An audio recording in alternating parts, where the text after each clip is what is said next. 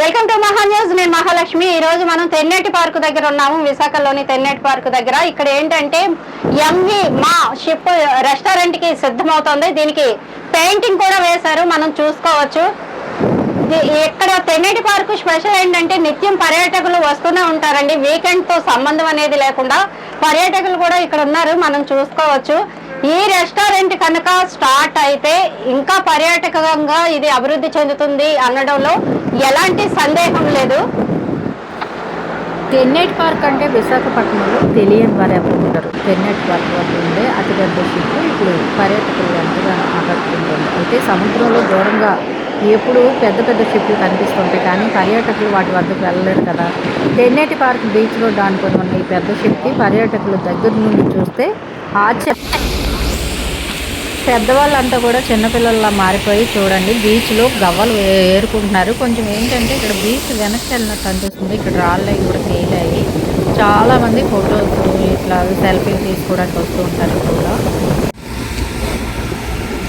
షిప్ని సుందరంగా ముస్తాబు చేస్తున్నారండి రెస్టారెంట్ కోసం. చూడండి వర్క్స్ కూడా జరుగుతున్నాయి. అంటే ఇంతకు ముందు చూసుకుంటే ఇదంతా షిప్ రెడ్ కలర్లో ఉండేది, ఇప్పుడు దీనికి మొత్తం వైట్ పెయింట్ అయితే వేశారు. అట్లాగే లోపల కూడా ఈ సిలిండర్స్ ఇవన్నీ తీసుకువెళ్తున్నారు. లోపల పైన వర్క్ కూడా జరుగుతుంది.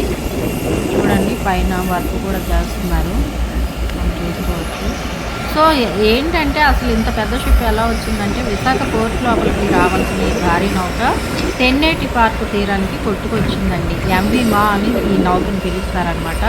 బంగ్లాదేశ్ నుంచి విశాఖ పోర్టుకు నిత్యం ఈ నౌక ద్వారా రాకపోకలు సాగిస్తూ ఉండేవారట. అయితే విశాఖ పోర్టు నుంచి స్టోను, క్వార్జు, ఫ్లై యాష్ని ఈ నౌక తీసుకెళ్తుందట. అయితే ముఖ్యంగా ముందు కనిపిస్తూ ఉంటుంది కాబట్టి ఎక్కువగా షిప్ అనేది. చూడండి వెనక భాగంలో ఇంకా పెయింట్ అయితే వేయలేదు, ఆ పాత కలరే ఉంది. ఇక్కడ ముందు కాబట్టి ముందు చూడండి ముందంతా పెయింట్ వేశారు, అలా మెల్లగా వేసుకొస్తున్నారు.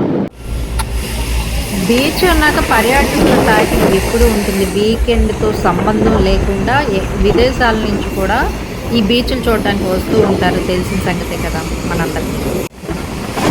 ఈ షిప్ రెస్టారెంట్ అయితే ఇంకా జనం ఎక్కువ అవుతారండి పక్కాగా. తెన్నేటి పార్క్ లోపల నుంచి దారి ఉంటుంది, ఇదిగోండి మెట్ల దారి ఉంటుంది. మరోవైపు నుంచి ఏంటంటే ఈ ఇసుక కనిపిస్తుంది కదా, ఆ ఇసుకలోంచి కూడా నడుచుకొని రావచ్చు. మెట్లు అయితే కొంచెం హైట్లో ఉంటాయి, ఎక్కడ ఇబ్బంది అనుకుంటే ఈ సైడ్ నుంచి వచ్చేయచ్చు ఎవరైనా సరే. వర్క్ చేయడానికి ఏదో తీసుకెళ్తున్నారండి ట్రాక్టర్లో, ఆక్సిజన్ సిలిండర్లు లాగా ఉన్నాయి.